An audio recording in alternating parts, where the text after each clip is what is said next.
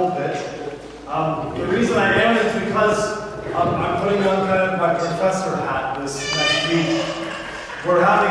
This is our second day for the Our Lady of Mount Carmel Novena.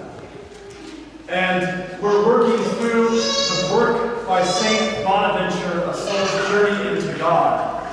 Yesterday I gave you the introduction to the text. I gave you an introduction to Saint Bonaventure. I explained some basic theology of Bonaventure and what his goal and aim are in this text. And I talked to you all about the steps that would be necessary in making our kind of ladder of divine ascent to God in regards to what we are going to be contemplating the next few days.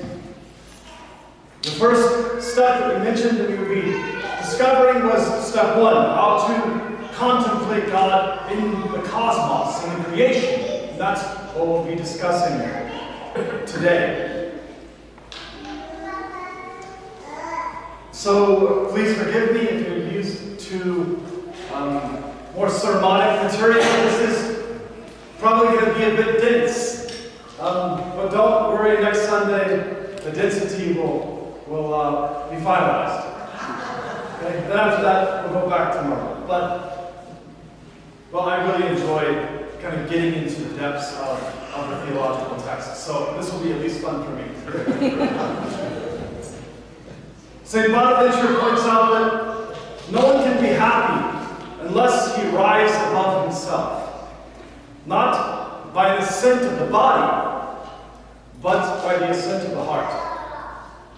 He says that we cannot rise above ourselves unless a higher power lifts us up. You've heard it before, right? Picking yourself up by your own bootstraps, right? The impossibility of the idea. It necessitates that if we desire to be with God, we need His assistance. We need divine aid. And he says this divine aid is only accessible by prayer. And he calls prayer the mother of the ascent. It's the mother of the ascent, meaning it's the thing most necessary if we desire to ascend with God. Now, what he points out is that in relationship to our position in creation, the universe itself is a ladder by which we ascend to God, by our relationship to creation. So, in the creation, you have the spiritual beings, the angels, right? And then you have human beings, which have a spiritual nature, but we also have a physical nature, right? And then you have all the other physical things on earth, which don't have a spiritual nature, but which have a physical nature only. Humans then are a particular relationship to creation. Okay? We're a unique relationship. None of the animals have a relationship to creation that we have. None of the angels have a relationship to creation that we have. We are very unique in that way. And so he wants to talk about that. In your position as a human being, how do you ascend to God? And so he goes through and he talks about different, what he calls vestiges of creation. I pointed out last night what a vestige was. Does anyone remember what a vestige is, literally in interpretation? The literal meaning of vestige? A footprint. Yeah. That's right. So all of creation for Bonaventure is a footprint of God. Okay? I mean, it shows that he's been there before. If you've taken kind of natural science, you've heard about footprints, how we shouldn't leave our footprints everywhere as humans, right?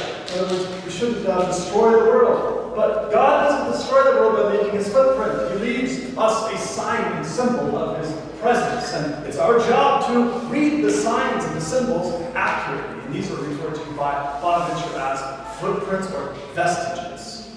And so some of these created things are vestiges, some of them are images, some of them are material, some spiritual, some temporal, some everlasting, some outside of us, some within us. But nevertheless, these vestiges or footprints are everywhere. The question is, are we able to pay attention to them and accurately read them as signs pointing to God? And that's what he wants to help us do. So he refers to God as the first principle. The rest of these principles are kind of smaller principles, smaller ideas that lead us back to the original idea. Okay? That only is in God, it's an eternal idea because it's God himself. So he is the eternal idea in this way. He says in order to contemplate this first principle, God, we must first climb a ladder of creation. It leads us to him, who is the principle, because it's through him that all of creation is emulated. What does he mean by that? Well, he means that, think about this, out of the mind of God, everything that's in creation came into existence. Okay? Now, if it came from the mind of God, in the sense that God thought of this creation that he spoke into being, then everything that comes out must be in some way a reflection of God. So the world is a kind of mirror. And it's somewhat broken to us, is what Bonaventure would say. It's somewhat broken to us because of original sin, which implies two things. The weakness of the mind. So the weakness of the mind means our inability to grasp God and understanding, and also the concupiscence of the will. That means our will's desire to do bad things. Okay? And those two things keep us from properly being oriented towards perceiving God in the footprints that he's left behind for us. Well, that's what gets in the way. What goes for us is prayer and contemplation. And the first thing that he says we should contemplate then is let's contemplate the world, because that's the lowest level of the created order. So we want to start from the bottom and move our way up to eventually contemplating the Trinity. That will be for the sixth day. The sixth day, no, actually it'll be the seventh day of our meeting. Okay?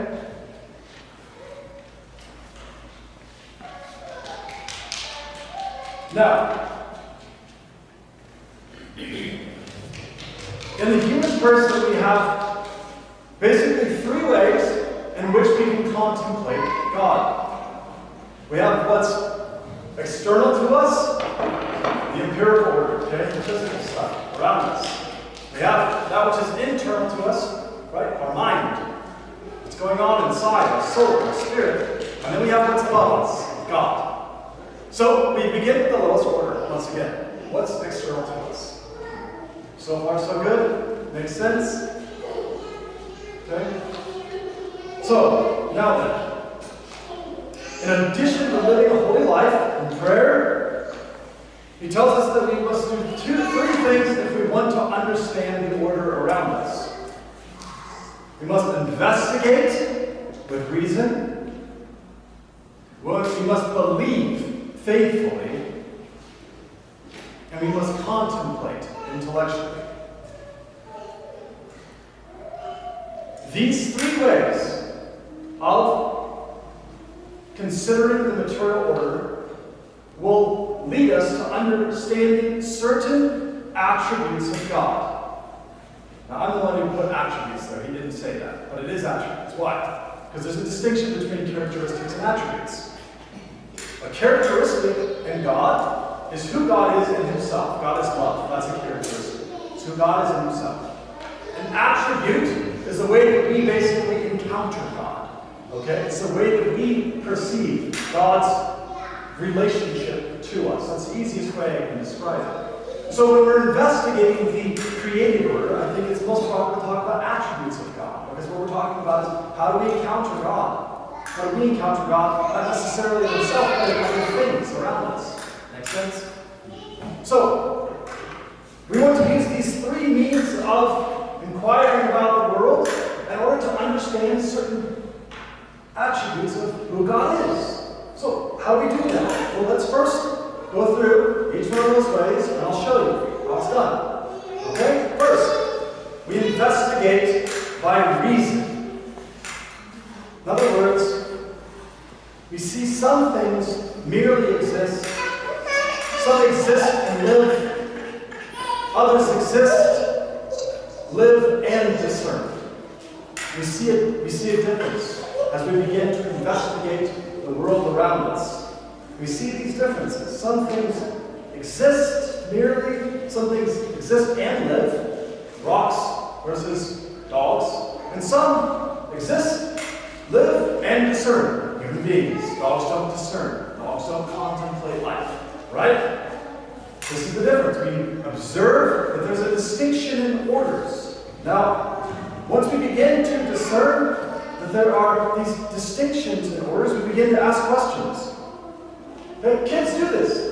The kid is my foil for this whole thing. I'm just sure that even kids understand what Bonaventure is saying. Okay?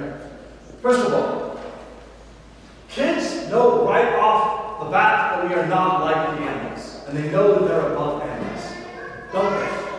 Kids get it. Kids do. They go, oh, well, he's just a dog. They say that. Every kid knows that. That's just a cat. That's just a rock, right? Kid has no problem kicking a rock down the street, right? A little bit more hesitation on kicking the dog. A lot more hesitation on kicking mom. We naturally, or brother or sister, even, there's more hesitation there. Why? Because even kids understand there's a distinction in order. There's a distinction in the order that is around us. Because little kids are discerners. Because little kids are human beings. They naturally tend towards discerning these distinctions. When kids are discerning this, they're also discerning something called perfection. They understand that some things are more perfect, and some things are less perfect, and some things are most imperfect. If I bring a spoon to a child that's bent over backwards, they automatically know that is an imperfect spoon. Because they're discerners. You give that spoon to the dog, nothing. Why is that? Because there's something intrinsic in our nature that can discern less perfect to more perfect. We can discern greater and lesser. We understand that there's a hierarchy in creation. There are some things that are more important, there are some things that are less important, and we understand that by nature. Because by nature you are a discerner. You're able to think through and investigate reality. So, if kids can discern that there's a less perfect, then guess what they begin to understand in their mind? There is a most perfect. From an early age, children already begin to understand that there's a conception of God in the reality that they experience around them. There is a most perfect. There is, at the top of this food chain, a being that must have come first, that's higher in order than the rest. And so because of this, investigation of reason, just considering the reality that is around us, we begin to think there's something that's purely spiritual, that's at the top of the food chain. There's something that doesn't change. There must be something that came before. Why? Look at it. My 4-year-olds have asked me, almost all of them at some point, who created God? They get it. They get it. For every effect, there must be a cause. They don't have to know that rule. They experience that rule, and they know it's true. And that's when we get to tell them the amazing reality. There must be an uncaused causer. There must be someone who is not caused at all. That's the only logical explanation. So, they begin to understand right from the start, this being must be uncaused. So by their investigative reality, we can learn that God is powerful. He brought all of it into existence. He is wise. He ordered the different hierarchy. He is good. He is existing. He must be in order for us to be. He's living. He's purely spiritual. He's incorruptible and unchanging. These are basic truths that we can gather just by investigating reality. Of course, I haven't given you the proofs for all of those things. Okay? I've given you the general principles by how we can investigate reality to discern those things. And that's just the start. Other than investigation, Bonaventure points out that we must believe faithfully. When we believe faithfully, what we understand about creation is that we should consider its origin, its process, and its end. The origin of creation, the process,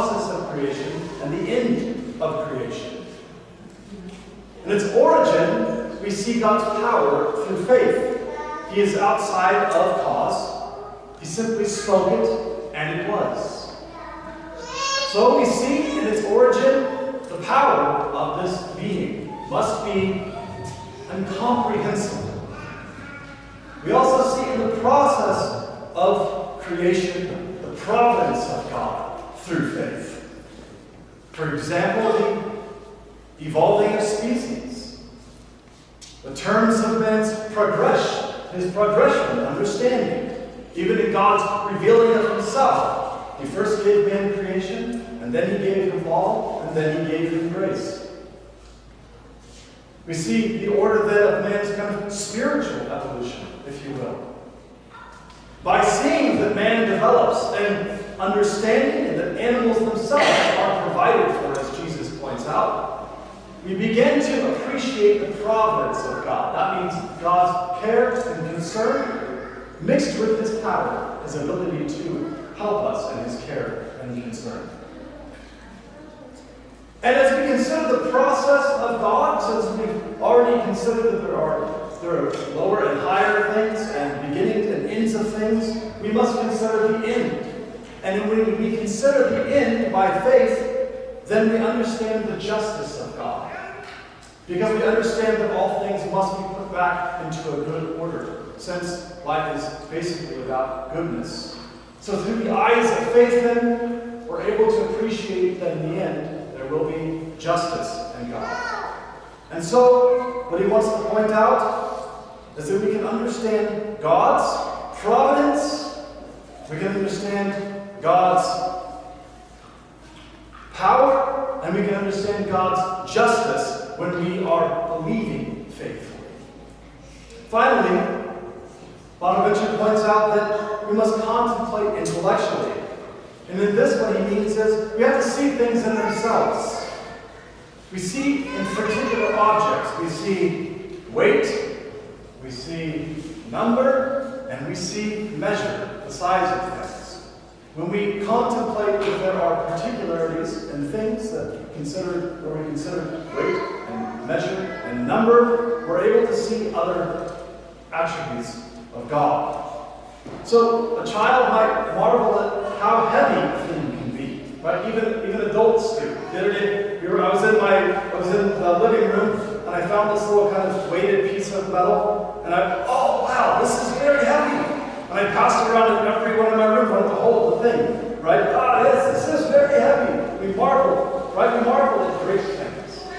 And there's a reason for that. The measurements seem to be different than the other measurements. And maybe we can think to ourselves something philosophical, like, is God so powerful that he could create a stone which he himself could not lift? Right? We begin to start to think about these greater ideas of measurements and weight and number. And kids love to talk about this. Well, I love you, or usually it's not I love. It's usually something like, I'm better than you 1,000,000 times.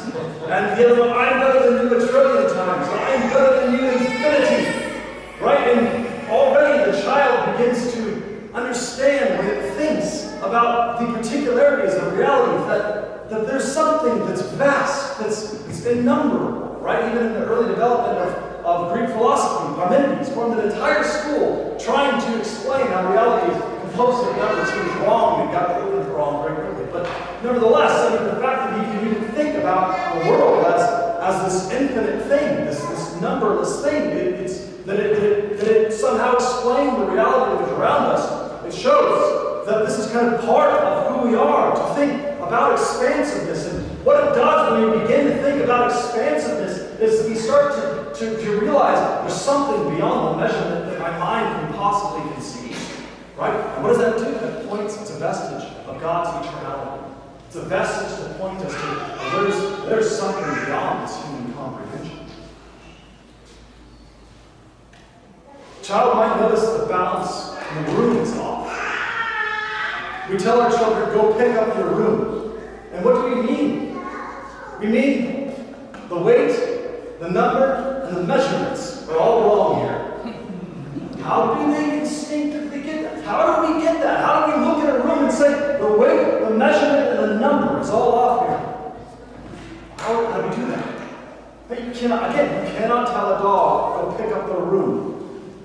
They have no idea. My dogs eat the bed that they lay on. They have no clue, but somehow a kid can get that. And why? Because God built into our minds reason, the ability to comprehend, to look at a reality and say, there's a certain way this thing has to be in order to create order. Right? And that order is once again a vestige of God's presence in our lives. A chaotic room. Did you know that one of the things that exorcists notice when they go into a demoniac's home is that it's incredibly messy? Incredibly messy. There's no order. There's no order. In fact, some of them even have glass shards on the floor, things that would hurt a person, right? That is, it doesn't matter who you are, if you're a Christian or not, you go into that room and you go, something's wrong, right? And you even kind of sense something's morally wrong, like recording or something, right? You go, something's wrong, something's morally off here. This isn't human. It's not human to do that, right? Well, what is that reaction? That reaction is the reason that exists within us. What is that reason that exists within us? With the divine logos, the Word of God. So we see, even by looking at order itself, that God is pointing to. God is primarily a being about order. He likes order. He keeps order. He doesn't like chaos. In fact, if you read the book of Genesis, what's the first thing that Yahweh overcomes? Chaos. The world was full of, it was formless and void. That word is actually chaos. There's chaos in the order. And God created order. Right? What's one of the first commandments that he gives us? Go fill the earth and subdue it. Order it. Order it, man. So, these principles, what they ultimately do is they lead us to our understanding of God and his attributes. So the creation itself points back to God. Right? One of my uncles used to say, that he never felt closer to God than when he was in nature. And I can affirm that, right? Nature is a place where we can encounter God. And that's a wonderful starting point. That's step one, though. Okay? So it's amazing because all of these principles are level one stuff. We're looking at level one. Right? And so what happens is once we understand these basic tenets or attributes of God, then we're able to kind of move forward. In conclusion, the first step on the ladder of ascending to God through prayer must begin from the bottom of God's splendor and the vestiges of the physical order. By investigating, trusting, and contemplating the creation, we come to learn that God is powerful, wise, good, existing, living, purely spiritual, incorruptible, unchangeable, providential, and just. Tomorrow we consider the second step, or wing, if you were with me the first night, and that is the five senses. So tomorrow we'll explore how taste, touch, smell, sight, etc. lead us to an understanding of